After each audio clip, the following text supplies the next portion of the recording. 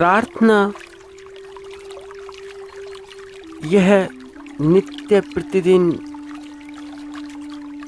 दैनिक जीवन की हम सब की क्रिया है। हमारी धार्मिक आस्थाएं भिन्न भिन्न हो सकती हैं, हमारे धर्म अलग अलग हो सकते हैं, क्योंकि हमारी आस्थाएं भिन्न भिन्न, धर्म अलग अलग, तो फिर प्रार्थनाएं भी थोड़ी सी वैसी ही, प्रार्थना में प्रयुक्त शब्द भी वैसे ही। तो प्रार्थना में वाक्य, प्रार्थना के वाक्य, प्रार्थना की भाषा, प्रार्थना की शैली, ये सब भी भिन्न भिन्न हो सकती हैं। माध्यम भी अलग अलग हो सकते हैं, होते ही हैं, मगर माध्यम कितने ही अलग हों, भाषा कितनी ही अलग हो, शैली कितनी ही अलग हो, मगर प्रार्थना बड़ी गहन भाव दशा है, बड़ी बड़ी गहन, बहुत बहुत गहन, बड़ी गहरी। और गहरी इसलिए क्योंकि यह प्रेम की भाव दशा है, प्रेम की।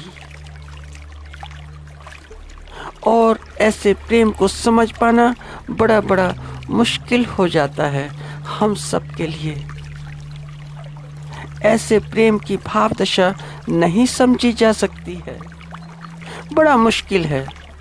मगर अनुभव बड़े बड़े महत्वपूर्ण, जैसे हमारे सांसारिक अनुभव, तो हम सांसारिक अनुभव के अर्थों में समझें कि यह प्रेम की कौन सी भाव दशा है कि जिसे हम प्रार्थना कहते हैं। तो ऐसे कि जैसे कि प्रेयसी का प्रेम निवेदन, और प्रेम निवेदन भी मौन मौन, प्रेम निवेदन में भी कोई भाषा नहीं, कोई शब्द नहीं, कोई वाक्य नहीं, कुछ भी नहीं। प्रेम निवेदन भी ऐसा कि मौन सा, खामोशी के साथ। प्रेम निवेदन भी ऐसा कि भाव भंगिमा से, नैनों से, मुद्राओं से, शारीरिक भाषा से, बिना बोल के बोल, अनबोल के स्वर। यहाँ कोई भाषा नहीं, कोई लैंग्वेज नहीं, कुछ भी लैंग्वेज नहीं। यहाँ पर भाषा का कोई काम नहीं। और अगर भाषा को उपयोग में लेके आओगे तो कभी उपयोग में लेके आना तो भाषा व्यर्थ व्यर्थ दिखाई देगी। जितना बोलोगे उतना कम लगेगा, कि उतना कम बोले, जो बोलना चाहते थे वह ही नहीं बोले, बाकी सब कुछ बोले। तो फिर कोई पूरब नहीं, कोई पश्चिम नहीं, भौगोलिक स्थितियों का या परिस्थितियों का कोई औचित्य नहीं, और भाषा का भी नहीं, भाषा का भी कोई काम नहीं। प्रार्थना ऐसी ही है। अगर अनुभवों के आधार पर देखा जाए तो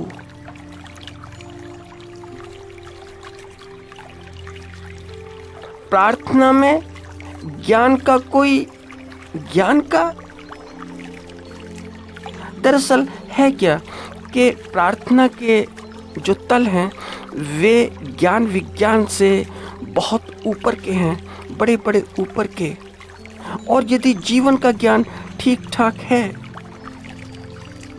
ठीक ठाक, अगर ज्ञान ठीक ठाक संज्ञानित है तो ज्ञान की परिणति, ज्ञान का परिणाम, ज्ञान का अंतिम परिणाम प्रार्थना है।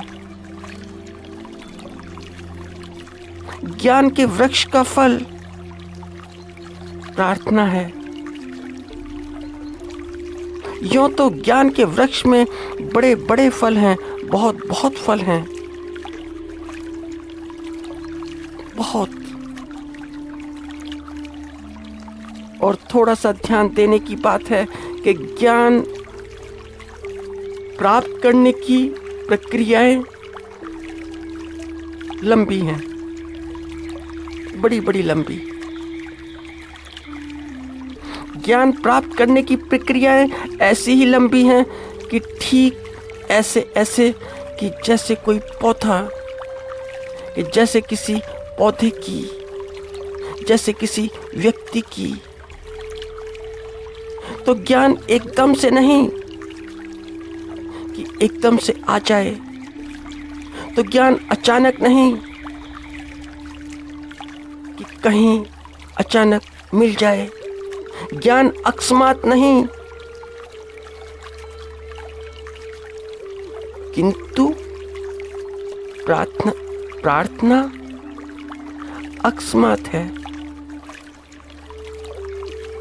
प्रार्थना कहीं पर भी, कहीं पर एकदम,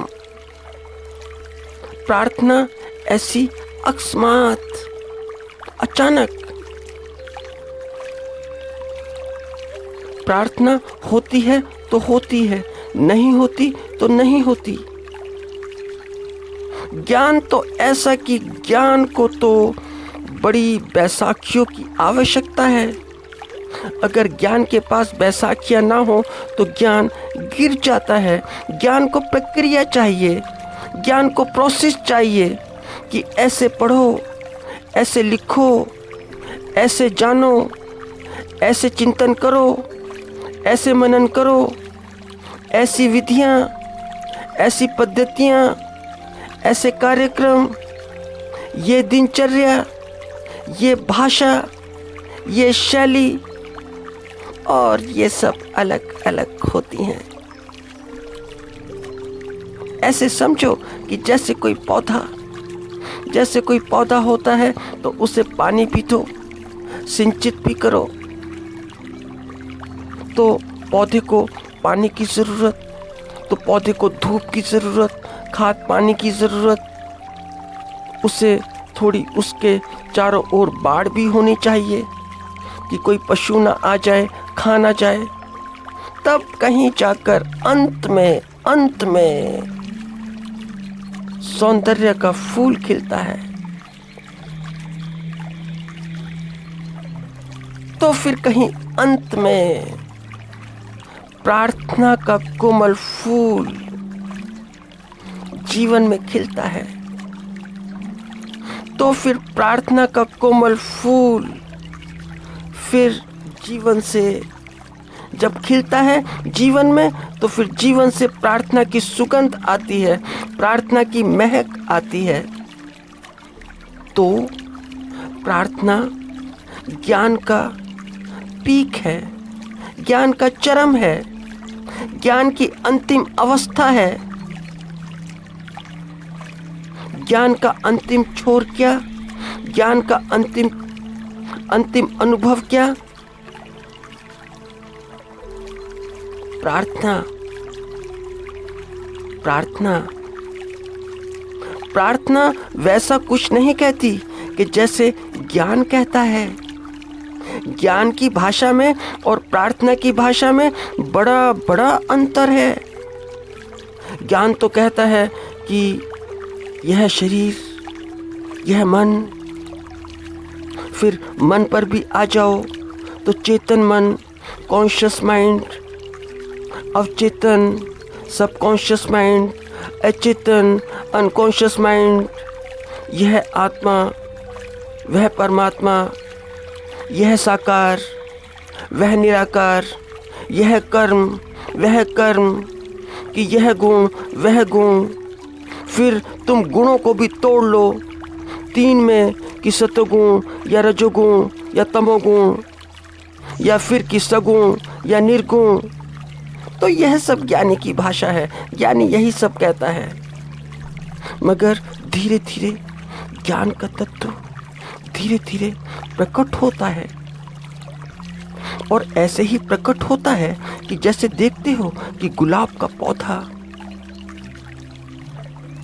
बड़ा हुआ, धीरे धीरे बड़ा हुआ अपनी चाल से, तो रोज उसे सींचा, रोज उसकी देखभाल की, तब जाकर छोटी छोटी छोटी कलियां लगी, बड़ी छोटी छोटी सी, और फिर धीरे धीरे ये कलियां बड़ी होती हैं। तो जीवन में भी प्रार्थना की इतनी कलियां लगी, और कली की पंखुड़ियां सिमटी हुई, सिकुड़ी हुई, जुड़ी हुई। मगर तुम्हारे सींचने से ये पंखुड़ी खुलेंगी धीरे धीरे, आहिस्ता आहिस्ता, हौले हौले।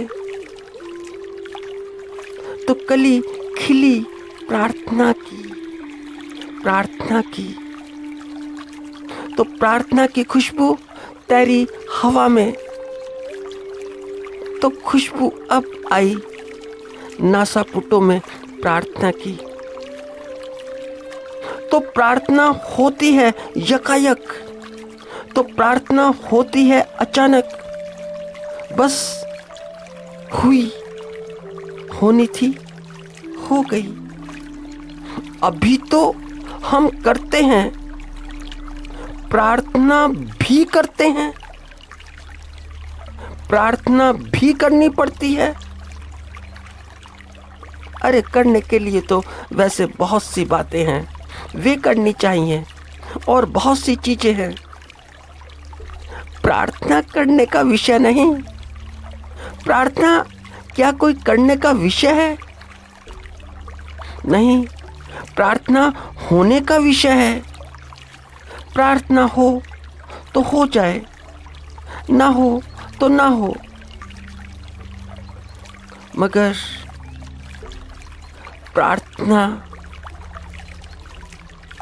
प्रार्थना करने का, प्रार्थना याद रखने का बस एक ही अर्थ है मेरी समझ से, एक ही अर्थ, कि कोई ऐसी शुभ घड़ी आए, शुभ घड़ी, कोई ऐसा शुभ मुहूर्त आए कि प्रार्थना करनी ना पड़े। क्योंकि प्रार्थना कोई करने की प्रक्रिया नहीं, कोई करने की चीज नहीं।